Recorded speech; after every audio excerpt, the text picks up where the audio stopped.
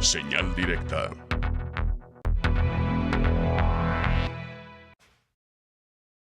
Estamos de regreso en Señal Informativa. Vamos a la línea telefónica. Está en la misma Mónica Almeida, coordinadora de los diputados del Partido de la Revolución Democrática, muy desvelada, por cierto, después de la sesión de ayer que continuó hasta la madrugada. Mónica, muy buenos días, ¿cómo estás? Hola, buenos días a todos ustedes. Un gusto, Sonia y Edgar, de poder compartir hoy el tema del transporte y la movilidad.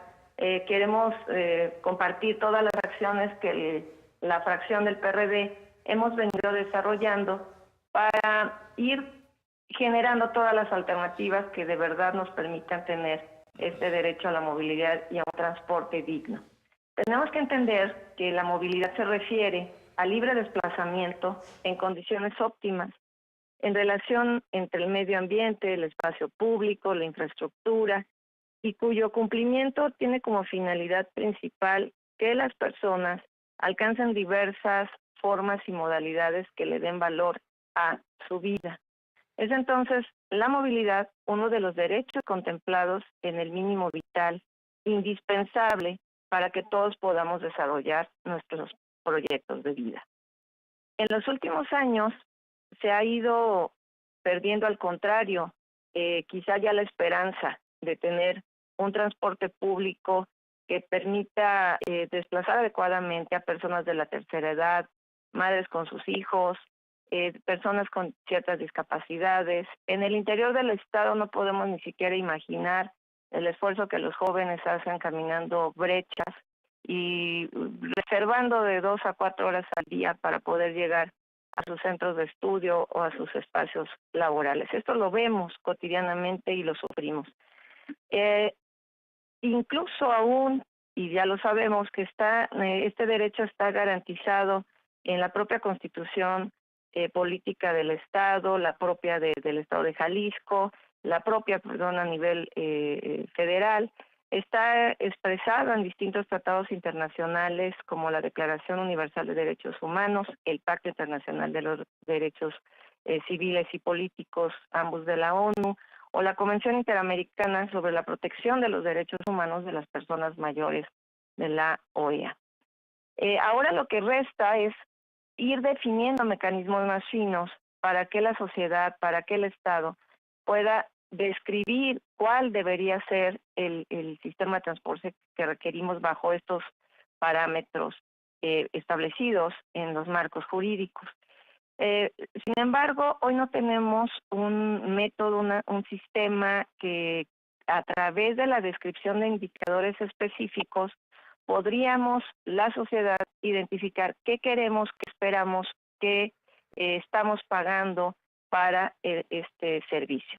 Debemos partir del conocimiento de este sistema para mejorarlo. Lo que no se mide no se mejora, y lamentablemente hoy ya en la fracción del PRD, haciendo un análisis a profundidad, identificamos que no está explicitada la metodología de las diferentes rutas. Se ha regulado de alguna manera el transporte público, pero sabemos que hoy en día es un verdadero desorden. Todas las concesionarios no respetan el conjunto de mínimos que requieren para el servicio. El transporte público se ha ignorado al usuario, que es el principal actor del servicio del transporte, y las concesiones han tenido un manejo político en lugar de tener un manejo jurídico que garantice que este servicio está perfectamente vigilado por el Estado. Hoy tampoco existe una estrategia integral dentro de las políticas públicas del gobierno del Estado, porque diversifica varios programas presupuestales que están además operados por diferentes actores, e insistimos, sin los indicadores claros que permitan implementar las mejoras que se requieren. Para revertir esta situación hemos propuesto 2 cosas. Lo primero es modificar la ley orgánica del Instituto de Movilidad y Transporte del Estado de Jalisco, así como la ley de movilidad de transporte del Estado de Jalisco, para que exista la obligación de generar los mecanismos, las metodologías y parámetros para evaluar y monitorear la eficiencia de los resultados del servicio de transporte público que requerimos. Además, que el instituto emita las recomendaciones con sustento técnico de modificación de rutas, el estatus de las concesiones, así como contar con un sistema de transparencia en línea que permite obtener la información de las rutas, su frecuencia de paso, siniestralidad, tiempo de recorrido por kilómetro, índice de sobrecupo y demás elementos que permitan al usuario elegir las rutas con mayor eficiencia. La otra propuesta que hemos presentado tiene que ver con el análisis a profundidad del presupuesto para el 2018.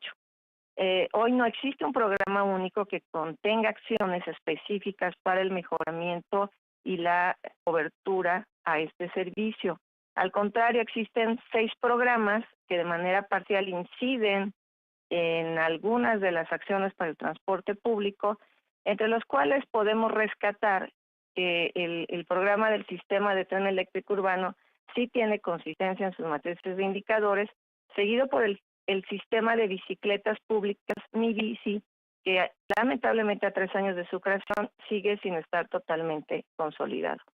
Los otros programas presupuestales que existen y que no explicitan adecuadamente los propósitos ni los objetivos son el programa 480, concesiones y reordenamiento de rutas de servicio de transporte público, que tiene como objetivo, esto así lo dice, contribuir a la accesibilidad y modernización del transporte mediante el ordenamiento de rutas. Desafortunadamente, su matriz de indicadores no señala cuáles son los métodos para ello y se explicitan trámites administrativos en las modalidades de concesiones a taxis y rutas a empresa, entre otros, pero no clarifica el modelo completo. El programa 485 es un programa que se titula Promoción de la Cultura Vial y Servicios de Movilidad, y su objetivo es contribuir a la seguridad de las personas en la utilización de las vialidades mediante la capacitación y servicios oportunos de movilidad. El programa 475, que se refiere a la información ciudadana y administración eficiente y eficaz de los recursos humanos, materiales y financieros de la CEMOP, cuya función es dar información y asesoría de los trámites y servicios que la Secretaría brinda en relación al transporte público foráneo. Este programa tiene un esquema de matrices de indicadores de eficiente y contempla un sector de transporte sin correlacionar las distintas regiones o municipios en específico. Otro más es el 493, llamado Movilidad y Transporte Sustentables, que tiene el objetivo de contribuir al incremento de usuarios de transporte público mediante la modernización y reordenamiento de las rutas. Pero desafortunadamente vemos que se contraponen con otros programas y no se observan cuáles son los indicadores precisamente para medir el funcionamiento de las concesiones, su diseño. Se desconoce cuál es la traza urbana y bajo qué metodología funcionan las rutas, y cuáles son las vías de circulación adecuadas o los modos y medios de transporte adecuados en cada zona geográfica del estado. Y finalmente, por la estrategia de seguridad de transporte, no podemos conocerlos, aunque sí vivimos, que al contrario es bastante inseguro. En el momento de estar haciendo toda esta investigación, Sonia, no hay los suficientes informes y reportes, no están muy clarificados los objetivos, son programas muy genéricos, y esto nos da la pista de que precisamente falta una correcta planeación. Por eso hicimos ya una propuesta para que la presentamos a la Comisión de Hacienda, para que, al contrario de estar fragmentados los objetivos, se conjunte en un solo programa que hemos denominado Movilidad y Transporte Sustentable, con un monto de 376 millones de pesos, más los recursos que se puedan reorientar con el objetivo principal de mejorar el acceso a todos los jaliscienses al derecho a la movilidad. Y pues la aportación más importante aquí es los indicadores, la construcción afinada y detallada de cada uno de estos que nos permitan medir el avance en el cumplimiento de las mejoras en primera instancia del transporte público, trascender a la movilidad, y porque entendemos que esto es un principio, es un derecho establecido en el mínimo vital, contenido ya hoy en el artículo 4 de nuestra Constitución del Estado. Estamos convencidos que conociendo a detalle los indicadores adecuados, se podrá transitar a un modelo de transporte universal que contemple todas las necesidades específicas de los usuarios y que se pueda regular de manera adecuada la prestación de este servicio de manera integral. Merecemos un transporte público de calidad y así lo estamos construyendo desde la fracción del PRD. Hasta aquí mi aportación. Mónica, pero bueno, seguramente ya muy poco tiempo para pensar en que se den estos cambios o por lo menos esta revisión que planteas. Podríamos ya casi seguramente irle apuntando a la actual administración el gran fracaso en el reordenamiento del transporte público. Así es, estamos conscientes, son fracasos tal cual, y si sigue habiendo, digamos, una repetición, sigo insistiendo en ello, una repetición inercial en el presupuesto.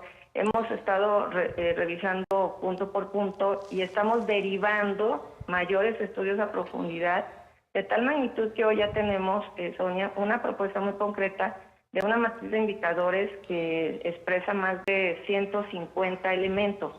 Es sobre esta base que estamos haciendo una aportación distinta a la que se venía haciendo cotidianamente con la programación presupuestal. Déjame decirte que tuvimos que pedir a más de 7 instancias información. No te miento, tenemos fácil, yo creo, más de 4,000 páginas que implican el análisis de lo que hoy del diagnóstico que deriva en la propuesta. Está sustentada, esta ha sido la metodología de la fracción, apoyarnos de comités académicos, de personas especializadas en la materia, y pues sí, fue bastante tardado. Tuvimos, insisto, que pedir a 6 instancias, más de 2 o 3 veces solicitando información complementaria, donde pues se nota a leguas que no hay una visión integral, no hay un objetivo claro de cómo se va, qué tipo de transporte queremos, y mucho menos la estrategia. Pero no me quedo de manos cruzadas y al contrario, estamos proponiendo en la mesa un programa presupuestal que integra el conjunto de las 6 en este momento dispersos inversiones relativas al transporte, pero sobre todo una matriz de indicadores que sería el punto base para iniciar en la regulación. Estamos socializando con los distintos organismos ciudadanos que están interesados en mejorar el transporte público, y estoy segura que es una aportación de alto valor que nos va a dar por lo menos un primer paso para el 2018, tener elementos que transformen las estrategias y los programas presupuestales. Muy bien, muchísimas gracias, Mónica. Muchas gracias, buenos días a todos. Buenos días, hacemos una pausa, regresamos, tenemos más información.